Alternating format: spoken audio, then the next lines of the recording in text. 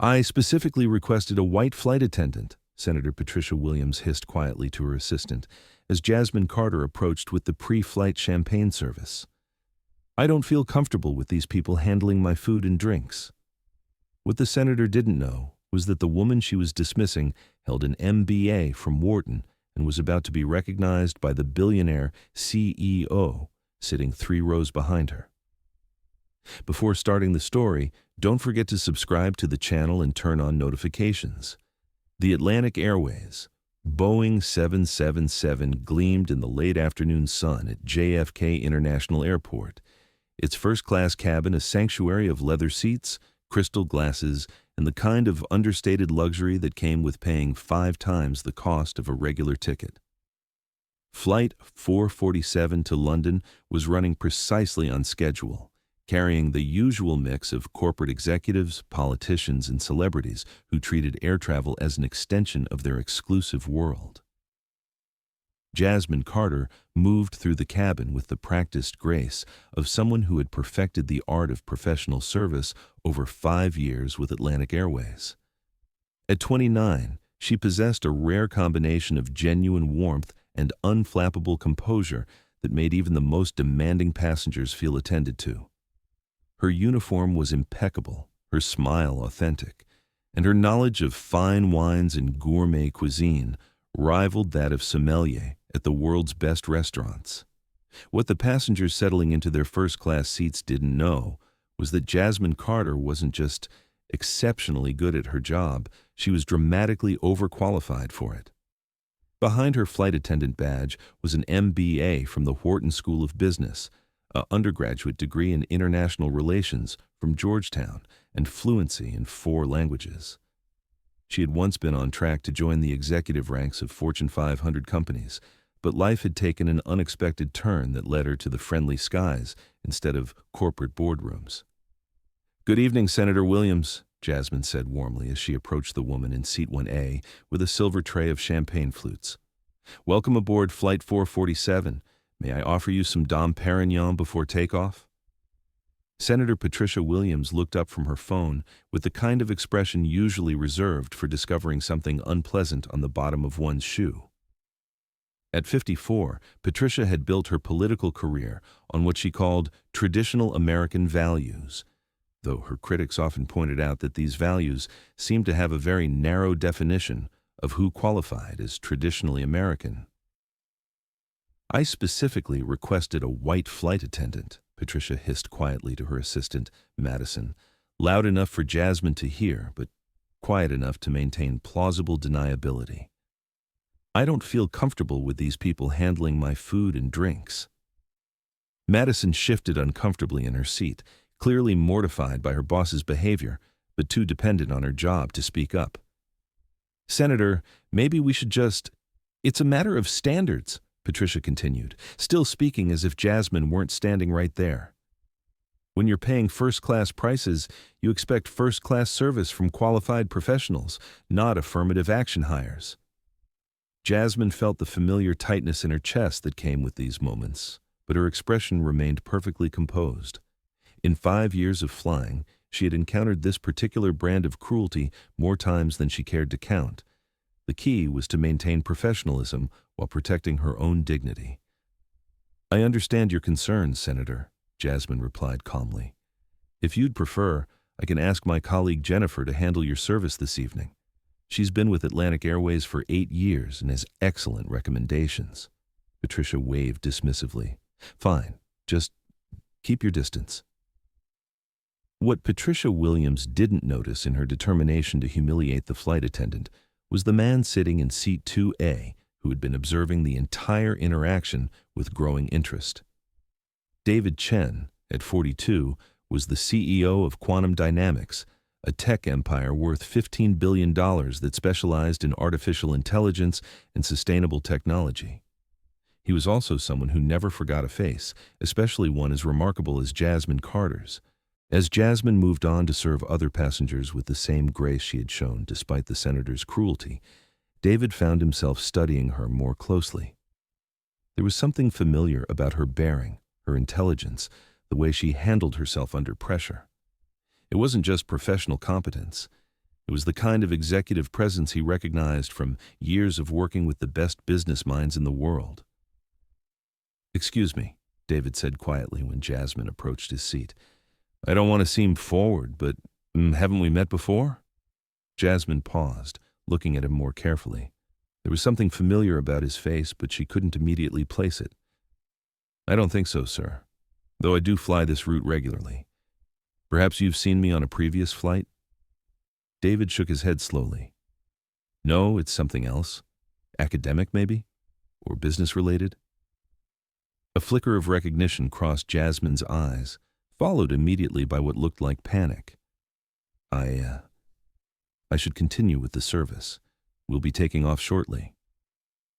But David Chen was nothing if not persistent when something captured his attention. As one of the youngest self-made billionaires in America, he had built his success on his ability to recognize exceptional talent, and everything about Jasmine Carter screamed exceptional talent, disguised as something else. During the meal service, David continued to observe Jasmine's interactions with passengers. He watched her expertly pair wines with meals, handle a child's allergic reaction with medical precision, and diffuse a heated argument between two executives with diplomatic skill that would have impressed State Department negotiators. This wasn't just good customer service. This was someone operating at a completely different level while hiding behind a flight attendant's uniform. The revelation came during the conversation Jasmine was having with a passenger about international trade policy. David heard her casually reference economic theories, quote, statistics about emerging markets, and demonstrate a sophisticated understanding of global business that was far beyond what any airline training program would provide. And then it hit him. "Wharton," he said quietly when Jasmine passed his seat again, "Spring 2018, guest lecture series on disruptive innovation."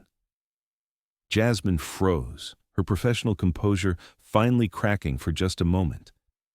"Dr. Jasmine Carter," David continued, his voice filled with amazement, "you presented research on sustainable supply chain management that had the entire auditorium on their feet.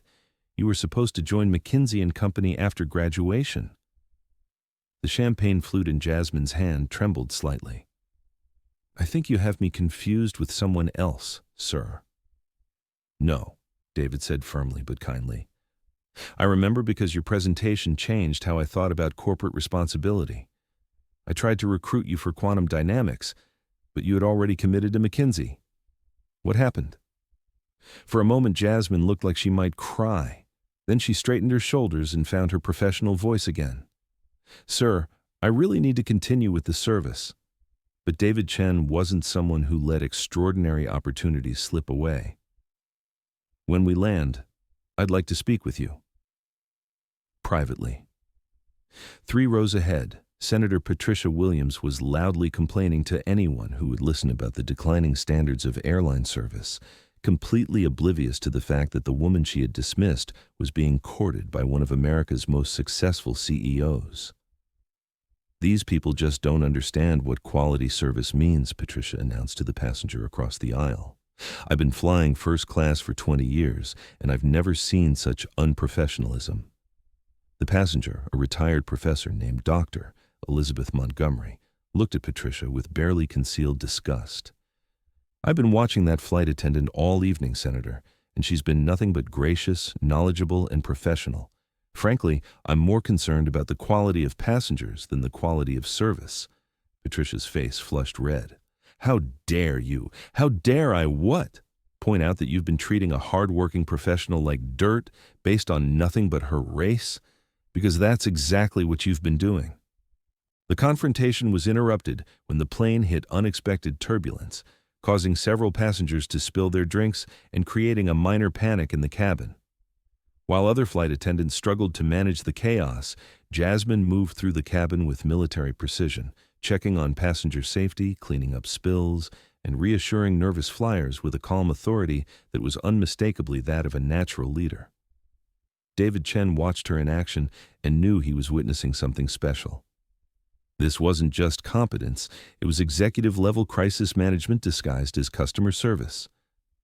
When the plane finally landed at Heathrow, David waited until most passengers had deplaned before approaching Jasmine at the front of the aircraft. "Dr. Carter," he said quietly, 5 minutes of your time, please." Jasmine looked around nervously, clearly torn between curiosity and the need to maintain her carefully constructed privacy. "Mr. Chen, I appreciate your interest, but you're wondering how I knew," David finished. "Jasmine, I don't just remember brilliant presentations, I remember brilliant people.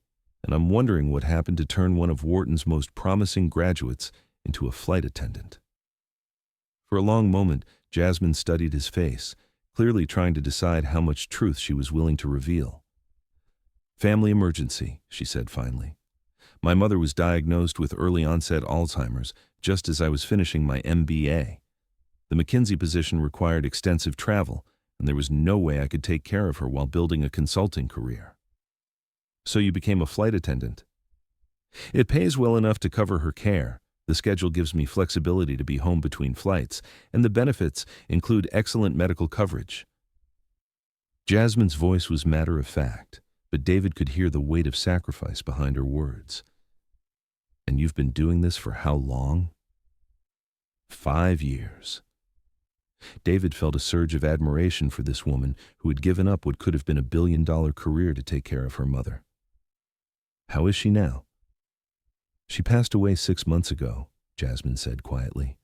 "But by then, I had been out of the business world for so long that getting back in seemed impossible. MBA programs don't prepare you for resume gaps, and corporate recruiters don't tend to be impressed by flight attendant experience, no matter how well you do the job. What if I told you that was about to change?" Jasmine looked at him skeptically. "Mr. Chen, I appreciate the thought, but what if I told you that Quantum Dynamics is launching a new sustainable aviation initiative, and we need someone who understands both the technical and service sides of the industry? Someone who has an MBA, speaks multiple languages, has proven crisis management skills, and understands what customers actually need. I'd say you're being very kind, but and what if I told you the position comes with a starting salary of $400,000, full benefits, stock options, and the opportunity to help revolutionize an entire industry?" Jasmine stared at him in shock. "Mr. Chen, you can't be serious." "I've never been more serious about anything in my life. Jasmine, I've been looking for someone with your exact combination of skills for 2 years. The fact that I found you serving champagne at 30,000 feet doesn't make you less qualified. It makes me realize I've been looking in all the wrong places." Meanwhile, Senator Patricia Williams was struggling with her luggage at the baggage claim, having been abandoned by her assistant, who had finally had enough of her employer's behavior. As she wrestled with her suitcase, she couldn't help overhearing the conversation between David Chen and the flight attendant she had treated so poorly. "Quantum Dynamics?" Patricia gasped, recognizing the name of one of America's most valuable companies. "You're offering her a job?" David turned to look at the senator with cold disdain. "Senator Williams, meet Dr. Jasmine Carter, soon to be Vice President of Aviation Innovation at Quantum Dynamics. She'll be leading our efforts to revolutionize sustainable air travel." Patricia's face went through a remarkable transformation as the implications sank in. The woman she had humiliated wasn't just a flight attendant. She was about to become one of the most powerful executives in the aviation industry. "Dr. Carter," Patricia stammered, "I think there may have been some misunderstanding earlier. I was having a difficult day and I may have seemed racist?" Dr. Elizabeth Montgomery interrupted, having witnessed the entire exchange. "Because that's exactly how you seemed, and sounded, and acted." Jasmine looked at Patricia with a mixture of sadness and determination. "Senator Williams, there was no misunderstanding. You made it very clear how you feel about people like me. But here's what you didn't understand. My worth isn't determined by your prejudices. My qualifications aren't diminished by your assumptions. And my future certainly isn't limited by your narrow-minded expectations." Patricia tried one more time to salvage the situation. "Dr. Carter, I hope you understand that I have tremendous respect for education and achievement. If I had known about your background, you would have treated me with basic human dignity," Jasmine finished. "Senator, the problem isn't that you didn't know my credentials. The problem is that you think credentials are required for decent treatment. Every person serving you, whether they're a flight attendant, a janitor, or a CEO, deserves respect. David Chen watched this exchange with growing admiration for the woman he was about to hire. Dr. Carter, I think this conversation perfectly demonstrates why you're exactly the kind of leader quantum dynamics needs. 6 months later, Dr. Jasmine Carter was featured on the cover of Forbes magazine as one of the 30 most innovative executives in aviation. The article detailed her rapid rise from flight attendant to corporate executive and her groundbreaking work on sustainable aviation technology.